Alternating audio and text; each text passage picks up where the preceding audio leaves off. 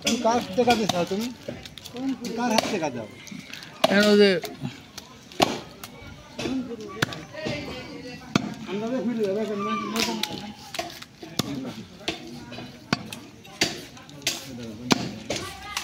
ভাই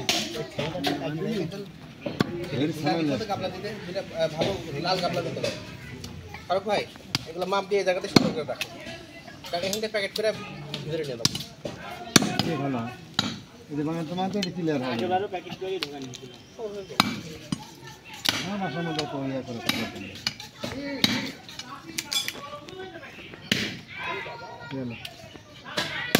চলো ভাই করে যত ভিতরে থাকতে তো ভিতরে থাকে না যে চিল্লা চিল্লি আমার কাছে দাও